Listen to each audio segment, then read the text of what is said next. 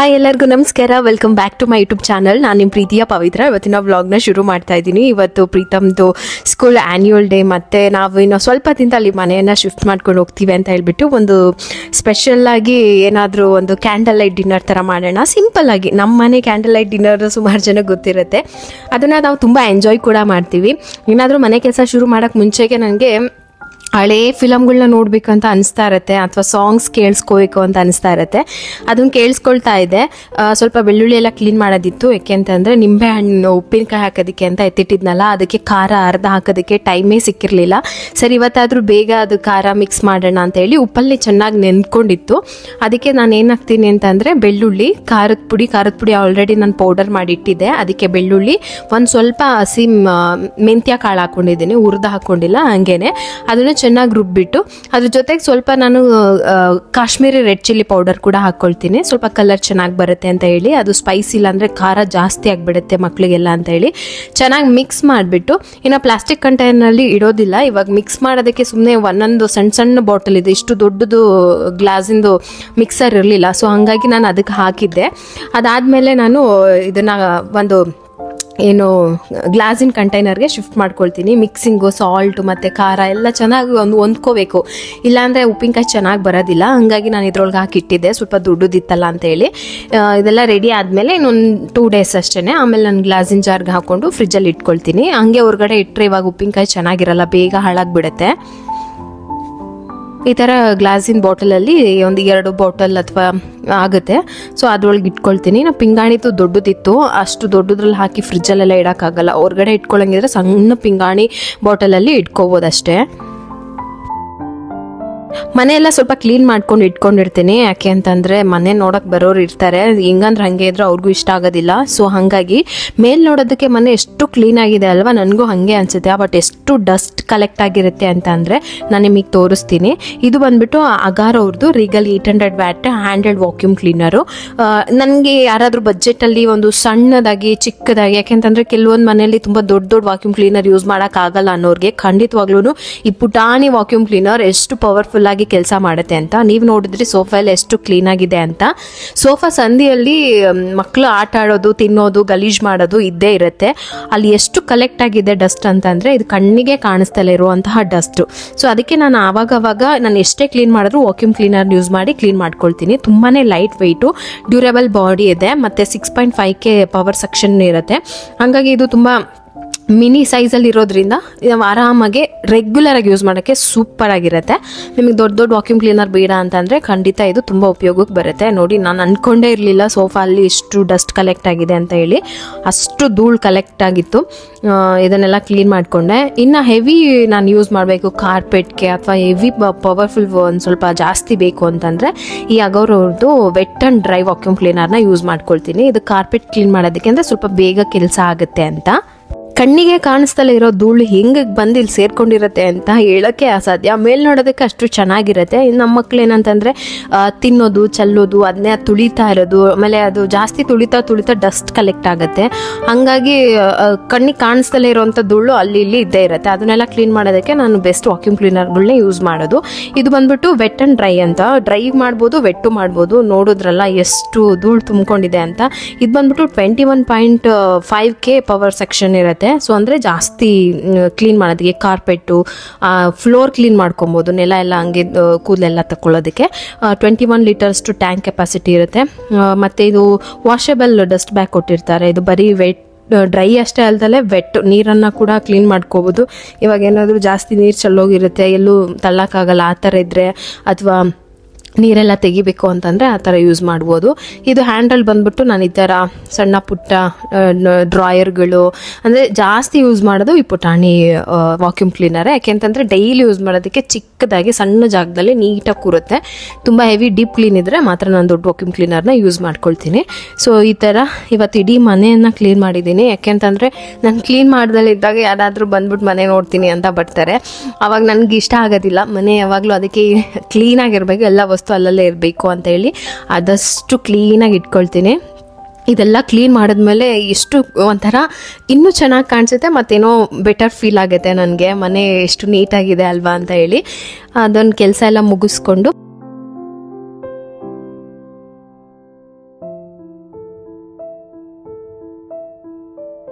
ಇನ್ನು ನಾನು ಕೆಲಸ ಮಾಡ್ತಾನೆ ಪ್ರೀತಮ್ ಹಾಗೆ ಸೋಫಾ ಮೇಲೆ ಮಲ್ಕೊಂಡ್ಬಿಟ್ಟಿದ್ದ. ಸರಿ ಅವನ್ನ ಮಲ್ಗಿಸೋಣ ಅಂತ ಅಂದ್ಕೊಂಡೆ. ಏನೋ ಒಂಥರ ಖುಷಿ ಅಲ್ವಾ, ಮಕ್ಳು ಈ ಥರ ಬಂದು ತೊಡೆ ಮೇಲೆ ಮಲ್ಕೊಂಡ್ರೆ.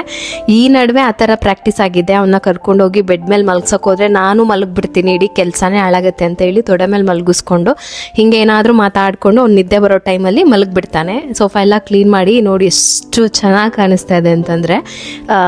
ಡಸ್ಟ್ ಒಂಚೂರು ಇಲ್ಲ, ಮೈಂಡಿಗೆ ಸೆಟ್ ಆಗಿರತ್ತಲ್ವಾ, ಧೂಳೆಲ್ಲ ಹೋಗಿದೆ, ನೀಟಾಗಿದೆ ಅಂತ ಹೇಳಿ ಹಾಗೆ ಇನ್ನು ಕಸ ಗುಡಿಸ್ಬಿಟ್ಟು ನೆಲ ಎಲ್ಲ ಒರೆಸ್ಕೊಂಡು ನೆಕ್ಸ್ಟ್ ಡೇ ಬ್ಲಾಗ್ನ ಕಂಟಿನ್ಯೂ ಮಾಡ್ತಾ ಇದ್ದೀನಿ. ಡೈಲಿ ಬೆಳಗ್ಗೆ ಎದ್ದು ಅಷ್ಟೊತ್ತಿಗೆ ಸ್ಕೂಲಿಗೆ ಕಳಿಸೋದ್ರಿಂದ ಅಥವಾ ಏನೋ ಈ ವೆದರ್ ಚೆನ್ನಾಗಿಲ್ಲ ಹಂಗಾಗಿ ನನಗೆ ಸ್ವಲ್ಪ ಈ ತಲೆನೋವು ಬರೋದು ಮತ್ತು ನೆಗಡಿ ಕೆಮ್ಮು ಆ ಥರ ಜಾಸ್ತಿ ಆಗ್ತಾಯಿತ್ತು. ಅಂದರೆ ಒಳಗಡೆ ಜ್ವರ ಬಂದಾಗ ಹೆಂಗೆ ಫೀಲ್ ಆಗುತ್ತೋ ಹಂಗೆ ಬಾಡಿ ಫುಲ್ ಹೀಟ್ ಆಗಿದೆ ಅನ್ನೋ ಥರ. ಆದರೆ ಜ್ವರ ಬಂದಿಲ್ಲ ನನಗೆ.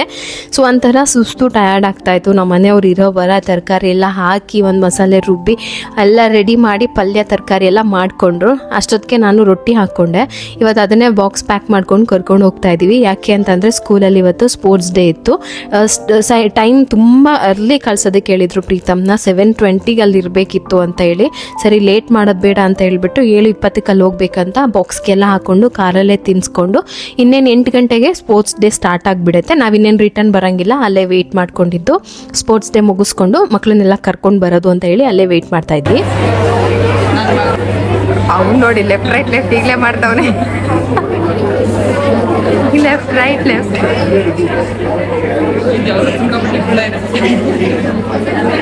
ನನ್ನ ಮಗ ಲೆಫ್ಟ್ ರೈಟ್ ಲೆಫ್ಟ್ ಫೀಲ್ಡಿಗೆ ಬಂದವನು ಲೆಫ್ಟ್ ರೈಟ್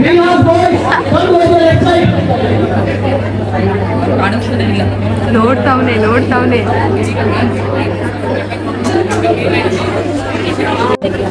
ನನ್ನ ಮಗ ಲೆಫ್ಟ್ ರೈಟ್ ಯಾವ ಒಂದು ಮಗುನು ಮಾಡ್ತಾರೆ.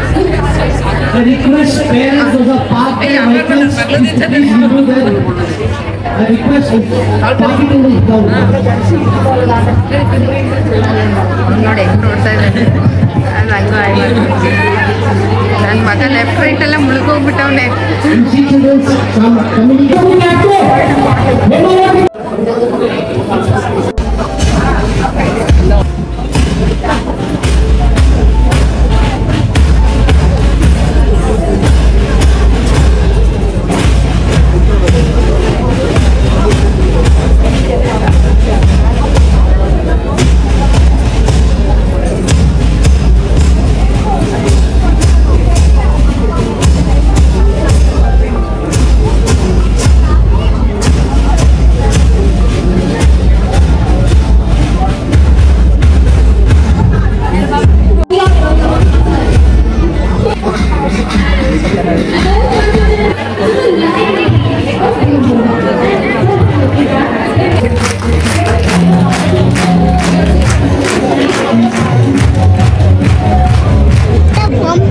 ಡ್ಯಾನ್ಸ್ ಮಾಡ್ದ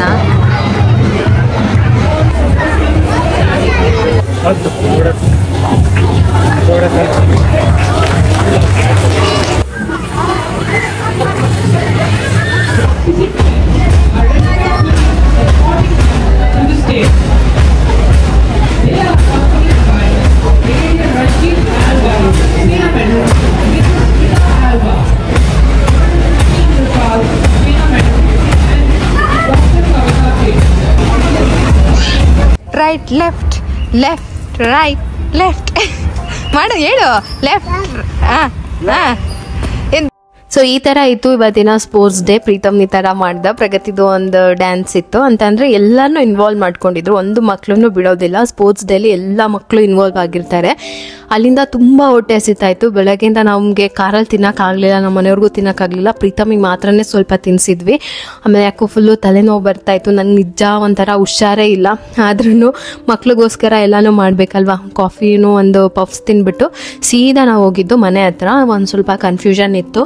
ನಮ್ಮ ಮನೆಯವರು ಅದು ಓನರಲ್ಲೇ ಇದ್ದರು, ಮಾತಾಡಿಕೊಂಡು ಕ್ಲಿಯರ್ ಮಾಡ್ಕೊಳ್ಳೋಣ ಅಂತ ಹೇಳಿ ಬಂದರು. ಏನೂ ಇಲ್ಲ, ಡಿಶ್ ವಾಷರ್ ತೊಗೊಳ್ಳೋಣ ಅಂತ ಐಡಿಯಾ ಮಾಡ್ತಾಯಿದ್ವಿ. ಆಮೇಲೆ ಅದಕ್ಕೆ ಕನೆಕ್ಷನ್ ಇದೆಯೋ ಇಲ್ವೋ ಮತ್ತು ಅದೆಲ್ಲ ಪಜಿತಿ ಆಗೋದು ಬೇಡ ಅಂತ ಹೇಳಿ ಆಮೇಲೆ ಇದು ಮಾಡಿದ್ರು. ನಾನು ಡಿಶ್ ವಾಷರ್ ಒಂದ್ಸರಿ ಬೇಕು ಅನಿಸುತ್ತೆ ನನಗೆ, ಒಂದ್ಸರಿ ಬೇಡ ಅನಿಸುತ್ತೆ. ಅದು ಏನು ಮಾಡ್ತೀನೋ ಗೊತ್ತಿಲ್ಲ. ಒಟ್ಟಿನಲ್ಲಿ ಕೆಲವೊಂದು ಸರಿ ಹಿಂಗೇನಾದರೂ ಹುಷಾರಿಲ್ದ ಅಂದಾಗ ಪಾತ್ರೆಗಳೆಲ್ಲ ಸಿಂಕಲ್ಲಿ ತುಂಬ ಹೋಗ್ತಾಯಿದ್ದಲ್ಲ, ಅವಾಗ ಅನಿಸುತ್ತೆ ಇಲ್ಲಪ್ಪ ನನಗೆ ಬೇಕು ಡಿಶ್ ವಾಷರ್ ತೊಗೊಂಡ್ಬಿಡೋಣ ಅಂತ. ಆಮೇಲೆ ನಾನೇ ಚೆನ್ನಾಗಿ ಪಾತ್ರೆ ಎಲ್ಲ ತೊಳ್ಕೊಂಡ್ಮೇಲೆ ಇಷ್ಟಿಷ್ಟು ಪಾತ್ರೆ ತೊಳ್ಕೊಂಡ್ಬಿಟ್ರೆ ಅದು ಬೇರೆ ಏನಕ್ಕೆ ಅಂತ ಅವಾಗ ಹಂಗೂ ಅನಿಸುತ್ತೆ. ಫೈನಲ್ ಡಿಸಿಷನ್ ಮಾಡಿಲ್ಲ, ಜಸ್ಟ್ ಹಾಗೆ ಹೋದ್ವಿ. ಆಮೇಲೆ ಸ್ವಲ್ಪ ಏನೇಂದ್ರೂ ಡೌಟ್ ಇದ್ದರೆ ಕ್ಲಿಯರ್ ಮಾಡ್ಕೊಳ್ಳೋಣ, ಲಾಸ್ಟು ನೇನು ಶಿಫ್ಟ್ ಆಗಬೇಕಂತೇಳಿ ಓನರ್ ಹತ್ರ ಮಾತಾಡಿಕೊಂಡು ಬಂದ್ವಿ. ಸೊ ಇನ್ನು ಸಂಜೆ ಸ್ವಲ್ಪ ದೇವ್ರ ಪೂಜೆ ಎಲ್ಲ ಮುಗಿಸ್ಕೊಳ್ತಾ ಇದ್ದೀನಿ. ಪೂಜೆ ಎಲ್ಲ ಮಾಡಿಬಿಟ್ಟು ಇವತ್ತು ಒಂದು ಸಣ್ಣ ಕ್ಯಾಂಡಲ್ ಲೈಟ್ ಡಿನ್ನರ್ ಮಾಡೋಣ ಅಂತ ಅಡುಗೆ ಎಲ್ಲ ರೆಡಿ ಮಾಡ್ಕೊಳ್ತಾ ಇದ್ದೆ.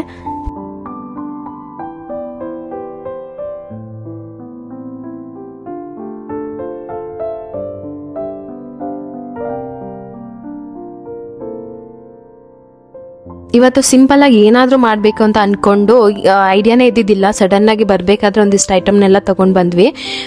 ಏನು ಮಾಡಬೇಕಂತ ಅಂದ್ಕೊಂಡೆ ಅಂತಂದರೆ ನಾನು ಫ್ರೈಡ್ ರೈಸ್ ಮಾಡ್ತೀನಿ, ಏನಾದರೂ ಚೆನ್ನಾಗಿರೋದು. ಆಮೇಲೆ ಸೋಯಾ ಕೀಮಾ ಕರಿ ಥರ ಮಾಡಿಬಿಟ್ಟು ಚಪಾತಿ ಮಾಡೋಣ, ರೈಸ್ ಐಟಮ್ ಆಗುತ್ತೆ. ಮತ್ತು ಸೈಡ್ಗೆ ಏನಾದರೂ ಒಂದು ಚಿಲ್ಲಿ ಮಶ್ರೂಮ್ ಮಾಡೋಣ, ಒಂದು ಸ್ವೀಟ್ ಮಾಡೋಣ ಅಂತ ಅಂದ್ಕೊಂಡು ಅದಕ್ಕೆ ಜಾಸ್ತಿ ಏನು ಐಟಮ್ಸ್ ಬೇಕಾಗಿರಲಿಲ್ಲ. ಬ್ರೆಡ್ ಇರಲಿಲ್ಲ ಅಷ್ಟೇ, ಅದ್ರ ಜೊತೆಗೆ ಮಶ್ರೂಮ್ ಇರಲಿಲ್ಲ. ಇದಿಷ್ಟನ್ನು ತೊಗೊಂಡು ಬಂತು ಇವತ್ತಿನ ಕ್ಯಾಂಡಲ್ ಲೈಟ್ ಡಿನ್ನರ್ಗೆ ಅಡುಗೆ ಮಾಡ್ಕೊಳ್ತಾ ಇದ್ದೀನಿ. ಫಸ್ಟು ಬ್ರೆಡ್ ಒಂದು ಸ್ವೀಟ್ ಮಾಡ್ಕೊಂಡು ಬಿಡೋಣ ಅಂತೇಳಿ ಹಾಲಿಗೆ ಕಸ್ಟರ್ಡ್ ಪೌಡರ್ ಹಾಕ್ಕೊಂಡಿದ್ದೀನಿ. ಇದು ವೆನಿಲಾ ಫ್ಲೇವರು. ಹಾಕಿ ಸ್ವಲ್ಪ ನೀರು ಸಕ್ಕರೆ ಹಾಕಿಬಿಟ್ಟು ಚೆನ್ನಾಗಿ ಕುದಿಸಿದ್ರೆ ಒಂದು ಕ್ರೀಮಿ ಕನ್ಸಿಸ್ಟೆನ್ಸಿಗೆ ಬರುತ್ತೆ. ಅದನ್ನು ಚೆನ್ನಾಗಿ ನಾವು ಕುದಿಸ್ಬೇಕು, ಫುಲ್ಲು ಗಟ್ಟಿಯಾಗಬೇಕು. ಇನ್ನು ಒಂದು ಟ್ರೇ ಅಲ್ಲಿ ನಾನು ಬ್ರೆಡ್ಡನ್ನು ಕಟ್ ಮಾಡಿ ಲೇಯರ್ ಥರ ಜೋಡಿಸ್ಕೊಳ್ತೀನಿ. ಸೊ ಇದಕ್ಕೆ ನೀವು ಮಿಲ್ಕ್ ಮೇಡ್ ಎಲ್ಲ ಯೂಸ್ ಮಾಡ್ತಾರೆ, ಅದು ಇನ್ನೂ ಜಾಸ್ತಿ ಕ್ರೀಮ್ ಬರಲಿ ಅಂತ ಹೇಳಿ, ಅದು ಕೇಕ್ ಕನ್ಸಿಸ್ಟೆನ್ಸಿಲಿ ಚೆನ್ನಾಗಿರುತ್ತೆ ಅಂತ. ಬಟ್ ನಾನು ಮಿಲ್ಕ್ ಮೇಡು ಯಾವತ್ತೂ ಯೂಸ್ ಮಾಡಿಲ್ಲ. ಒಂದು ಸರಿ ಏನೋ ಅದ್ರ ಟೇಸ್ಟ್ ನೋಡಿದೆ, ಹೆವಿ ಸ್ವೀಟ್ ಅದು. ಆವಾಗಿಂದ ನಾನು ಅದನ್ನು ತರಿಸಲ್ಲ ಮನೆಗೆ. ಇದೇ ಸ್ವೀಟು, ಇನ್ನೂ ಜಾಸ್ತಿ ಸ್ವೀಟ್ ಅಂದರೆ ಹೆಂಗೆ ಅಂತ. ಈ ಬ್ರೆಡ್ ಸೈಡೆಲ್ಲ ಕಟ್ ಮಾಡ್ಕೊಳ್ಳೋಂಗಿದ್ರೆ ಕಟ್ ಮಾಡ್ಕೋಬೋದು, ಬಟ್ ಅದನ್ನು ಯಾಕೆ ವೇಸ್ಟ್ ಮಾಡೋದು ಅಂತ ನನಗೆ ಕಟ್ ಮಾಡಿಲ್ಲ. ಬಿಸಿ ಕಸ್ಟರ್ಡನ್ನೇ ಈ ಥರ ಒಂದು ಲೇಯರ್ ಜೋಡಿಸ್ಕೊಂಡು ಬ್ರೆಡ್ ಮೇಲೆ ಹಾಕ್ಕೊಳ್ಳೋದು. ನೆಕ್ಸ್ಟ್ ಇನ್ನೊಂದು ಲೇಯರ್ ಬ್ರೆಡ್ಡನ್ನು ಜೋಡಿಸ್ಕೊಂಡು ಅದ್ರ ಮೇಲೆ ಒಂದು ಲೇಯರು ಕಸ್ಟರ್ಡ್ ಕ್ರೀಮನ್ನು ಹಾಕ್ಕೊಳ್ಳೋದು. ಇಷ್ಟೇ ಸಾಕಾಗುತ್ತೆ. ಸ್ವೀಟ್ ನೋಡಿಕೊಂಡು ಮೈಲ್ಡಾಗಿ ಹಾಕ್ಕೊಳ್ಳಿ. ಶುಗರ್ ಹಾಕೋದ್ರಿಂದ ಬೆಲ್ಲ ಹಾಕಿದ್ರೆ ಕಲರ್ ಎಲ್ಲ ಹೋಗ್ಬಿಡುತ್ತೆ ಅಂತ ಹೇಳಿ ಬೆಲ್ಲ ಹಾಕಿಲ್ಲ. ಇದನ್ನು ನಾನೀಗ ಫ್ರಿಜ್ಜಲ್ಲಿ ಇಟ್ಕೊಳ್ತೀನಿ. ಸ್ವಲ್ಪ ಅಡುಗೆಲ್ಲ ಮಾಡೋಷ್ಟರೊಳಗೆ ಅದು ತಣ್ಣಗಾಗುತ್ತೆ. ತಣ್ಣಗಾದ್ಮೇಲೆ ಅದ್ರ ಮೇಲೆ ಸ್ವಲ್ಪ ಡ್ರೈ ಫ್ರೂಟ್ಸ್ ಎಲ್ಲನೂ ಕಟ್ ಮಾಡಿ ಸಣ್ಣ ಸಣ್ಣದಾಗಿ ಉದುರಿಸ್ಕೊಂಡ್ರೆ ಕೇಕ್ ತುಂಬ ಚೆನ್ನಾಗಿರುತ್ತೆ. ನಿಮಗೆ ಖಂಡಿತ ಇಷ್ಟ ಆಗುತ್ತೆ. ನಾನು ತುಂಬ ಮೈಲ್ಡ್ ಸ್ವೀಟ್ ಹಾಕಿದ್ದೆ. ಬ್ರೆಡ್ ಮಿಲ್ಕ್ ಬ್ರೆಡ್ ತೊಗೊಂಡಿದ್ದೀನಿ. ಅದಕ್ಕೆ ನೀವು ಬೇರೆ ಥರನೂ ತೊಗೋಬೋದು, ಈ ವೀಟ್ ಬ್ರೆಡ್ನು ಯೂಸ್ ಮಾಡ್ಬೋದು. ಇನ್ನು ಇಲ್ಲಿ ಸೋಯಾ ಕೀಮಾ ಮಾಡೋದಕ್ಕೆ ಬಿಸಿನೀರು ಇಟ್ಕೊಂಡಿದ್ದೀನಿ. ಅದಕ್ಕೆ ಸೋಯಾ ಚಂಕ್ಸ್ನ ಹಾಕ್ಕೊಂಡು ಸ್ವಲ್ಪ ಅದು ಸಾಫ್ಟ್ ಆಗುತ್ತೆ. ಸಾಫ್ಟ್ ಆದಮೇಲೆ ನೀರನ್ನೆಲ್ಲ ಹಿಂಡಿ ತೆಗೆದುಬಿಟ್ಟು ಅದನ್ನು ಒಂದು ಚಾಪರಲ್ಲಿ ಅಥವಾ ಮಿಕ್ಸಿಯಲ್ಲಿ ರಫಾಗಿ ಚಾಪ್ ಮಾಡ್ಕೋಬೇಕು. ಅದಕ್ಕೊಂದು ಮಸಾಲ ರೆಡಿ ಮಾಡ್ಕೊಳ್ತಾ ಇದ್ದೀನಿ. ಸೊ ಅದಕ್ಕೆ ನಾನು ಕಡಲೆಬೀಜ, ಗಸಗಸೆ, ಪೆಪ್ಪರು, ಏಲಕ್ಕಿ, ಜೀರಿಗೆ, ಒಂದು ಸ್ವಲ್ಪ ಚಕ್ಕೆ, ಒಣಮೆಣಸಿನ್ಕಾಯಿ, ಎರಡೇ ಲವಂಗ ಇಷ್ಟನ್ನು ಹಾಕ್ಕೊಂಡಿದ್ದೀನಿ. ಇದನ್ನು ಸ್ವಲ್ಪ ಫ್ರೈ ಮಾಡ್ಕೋಬೇಕು. 1 by 1 ಹಾಕ್ಕೊಂಡು ಫ್ರೈ ಮಾಡ್ಬೋದು, ಬಟ್ ಎಲ್ಲ ಇಷ್ಟೇ ತೊಗೊಂಡಿರೋದ್ರಿಂದ ನಾನು ನೀಟಾಗಿ ಒಂದೇ ಸರಿ ಎಲ್ಲ ಹಾಕ್ಕೊಂಡು ಸ್ವಲ್ಪ ನೀಟಾಗಿ ಫುಲ್ ಸ್ಲೋ ಫ್ಲೇಮಲ್ಲಿ ಚೆನ್ನಾಗಿ ರೋಸ್ಟ್ ಮಾಡಿಕೊಂಡು ಅದನ್ನು ಪೌಡರ್ ಮಾಡಿ ಇಟ್ಕೊಳ್ತೀನಿ.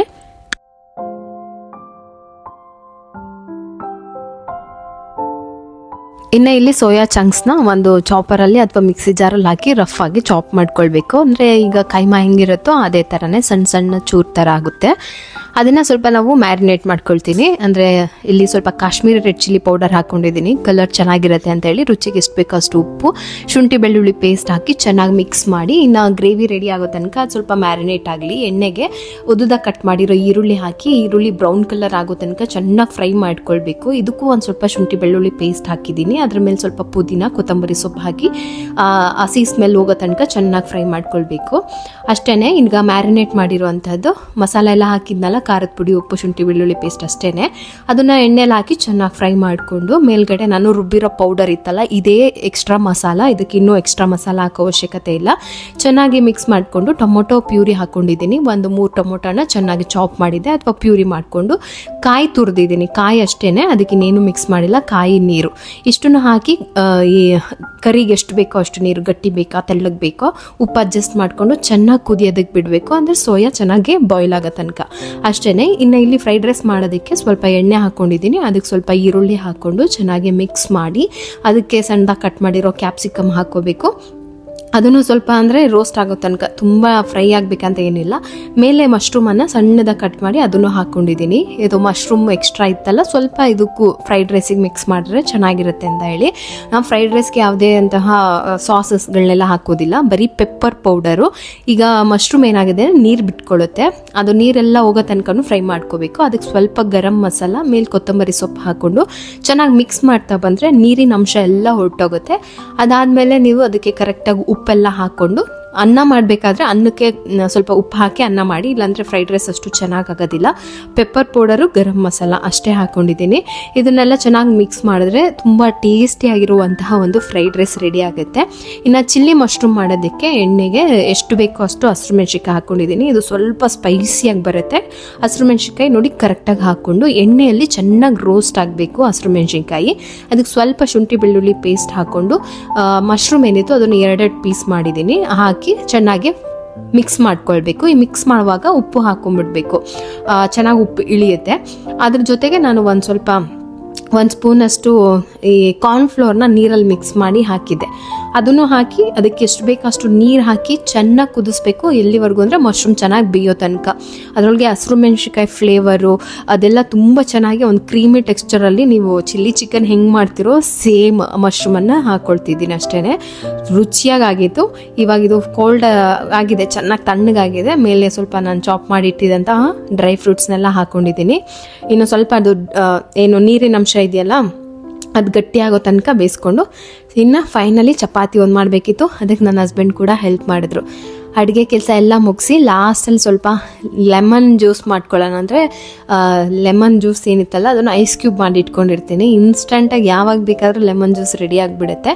ಇನ್ನು ಅಡುಗೆ ಎಲ್ಲ ಕಲರ್ಫುಲ್ಲಾಗಿ ರೆಡಿ ಆಗಿತ್ತು ಮತ್ತು ರುಚಿನೂ ಕೂಡ ಅಷ್ಟೇ ಚೆನ್ನಾಗಾಗಿತ್ತು. ಮಕ್ಳಿಗೆ ತುಂಬ ಇಷ್ಟ ಆಯಿತು, ಎಲ್ಲರೂ ಎಂಜಾಯ್ ಮಾಡಿದ್ದು. ಅದರೊಳಗಂತೂ ನನ್ನ ಮಗ ಸೂಪರ್ ಅಂದರೆ ನಂಗೆ ತುಂಬ ಖುಷಿ ಆಗಿಬಿಡುತ್ತೆ. ಇಷ್ಟು ಕಷ್ಟಪಟ್ಟು ಮಾಡಿದ್ದಕ್ಕೂ ಇಷ್ಟೆಲ್ಲ ಅಡುಗೆ ಮಾಡಿದ್ದೆ.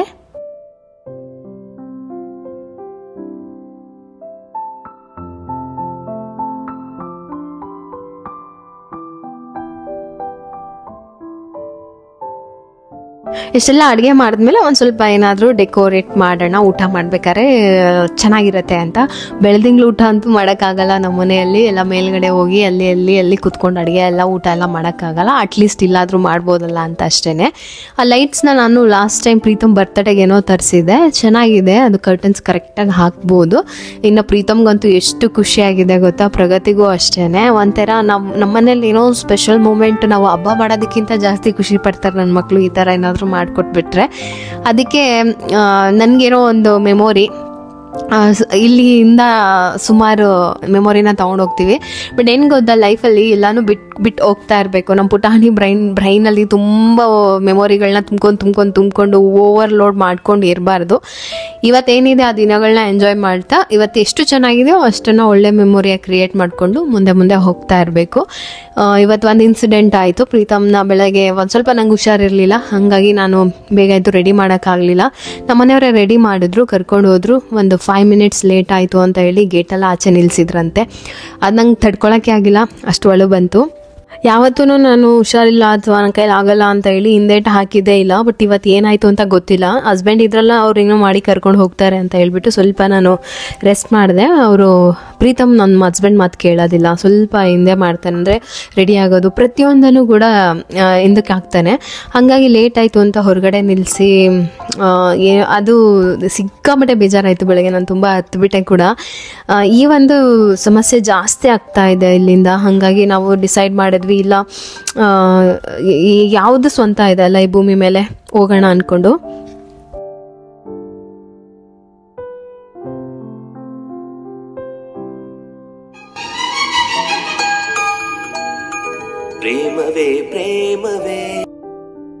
ಇಲ್ಲಿ ನಾನು ಅಂತ ಸಂಪಾದಿಸಿದ್ದು ಅಥವಾ ನಂದು ಸ್ವಂತ ಅಂದಿದ್ದನ್ನು ಒಂದಿನ ಬಿಟ್ಟು ನಾವೆಲ್ಲ ಹೋಗ್ತೀವಿ, ಯಾವುದನ್ನು ನಾವು ತೊಗೊಂಡು ಹೋಗೋದಿಲ್ಲ. ಈ ಒಂದು ಸಿಚುವೇಶನ್ನ ಈ ಥರ ಹ್ಯಾಂಡಲ್ ಮಾಡೋದು ನಂಗೆ ತುಂಬ ಕಷ್ಟ ಆಗಿಬಿಡ್ತು. ಅಂದರೆ ಸುಮಾರು ಸರಿ ಹತ್ಬಿಟ್ಟಿದ್ದೀನಿ ನಾನು. ಎಷ್ಟು ಪರ್ಫೆಕ್ಟಾಗಿ ಪ್ಲ್ಯಾನ್ ಮಾಡಿದ್ರು ಒಂದೊಂದು ಸರಿ ಲೇಟ್ ಆಗಿಬಿಡುತ್ತೆ. ಆ ಟೈಮಲ್ಲಿ ನನಗೆ ತುಂಬ ಎಷ್ಟು ಟ್ರೈ ಮಾಡ್ತಾಯಿದ್ದೀನಿ ಯಾಕೆ ಹಿಂಗೆ ಆಗ್ತಾಯಿದೆ ಅಂತ. ಆಮೇಲೆ ಸ್ಕೂಲ್ ಅನ್ನೋದು ತುಂಬ ಮೆಂಟಲಿ ಟಾರ್ಚರ್ ಆಗಿಬಿಡುತ್ತೆ ಅಂತ ಅನಿಸುತ್ತೆ. ಅಂದರೆ ಆಪ್ಷನ್ ಇಲ್ಲ, ನಮಗೆ ಗೊತ್ತಿಲ್ಲ ನಾವು ಯಾಕೆ ಈ ಥರ ಆಪ್ಷನ್ ತೊಗೊಂಡ್ವಿ ಅಂತ. ಒಳ್ಳೆ ಸ್ಕೂಲು, ಒಳ್ಳೆ ಇದು, ಬಟ್ ಅಲ್ಲಿ ತುಂಬ ಸ್ಟ್ರಿಕ್ಟು. 5 ಮಿನಿಟ್ಸ್ ಲೇಟ್ ಆಗಿದ್ದಕ್ಕೆ ಇವತ್ತು ಪ್ರಿನ್ಸಿಪಲ್ ಇದ್ರು ಅಂತ ಒಳಗಡೆನೇ ಬಿಟ್ಕೊಂಡಿಲ್ಲ. ಅಷ್ಟು ಚಿಕ್ಕ ಮಗುನ ಗೇಟಲ್ಲಿ ನಿಲ್ಲಿಸ್ಕೊಂಡು ಅದೆಲ್ಲ ನನಗೆ ಇಮ್ಯಾಜಿನೇಷನಲ್ಲೇ ಅಷ್ಟು ಒಳಗೆ ಬರ್ತಾಯಿತ್ತು. ಸೊ ನಾನು ಹೇಳಿದೆ ರಿಟರ್ನ್ ಕರ್ಕೊಂಡ್ಬಿಡ್ಬೇಕಾಗಿತ್ತು, ಒಂದಿನ ರಜಾ ಆದರೂ ಪರವಾಗಿರಲಿಲ್ಲ, ಆದರೆ ನೀವು ಅಲ್ಲೋಗಿ ಆ ಥರ ಅದು ನಂಗೆ ಇಷ್ಟ ಆಗಲಿಲ್ಲ ಅಂತ ಹೇಳಿ. ಆಮೇಲೆ ಇಲ್ಲ ಪರವಾಗಿಲ್ಲ, ಇದು ಒಂದು ಲೆಸನ್ ನಮಗೆ, ನೆಕ್ಸ್ಟ್ ಟೈಮಿಂದ ಇನ್ನೊಂದು ವಾರದಲ್ಲಿ ನಾವು ಶಿಫ್ಟ್ ಆಗಿಬಿಡ್ತೀವಿ, ಆಮೇಲಿಂದ ಈ ಥರ ಸಮಸ್ಯೆ ಬರೋದಿಲ್ಲ, ಆರಾಮಾಗಿ ಹೋಗ್ಬೋದು ಅಂತ ಹೇಳಿ. ಅದು ನೆಕ್ಸ್ಟ್ ಡೇ ಮಾರ್ನಿಂಗ್ ನಡೆದಿರೋ ಇನ್ಸಿಡೆಂಟು. ಸೊ ಈ ಒಂದು ಇದು ಏನಿದೆ ಅಲ್ಲ, ನಂದು ಅಂತ ಇಲ್ಲೇ ಇರ್ತೀವಿ ಅನ್ನೋದು ಅದು ಸುಳ್ಳು.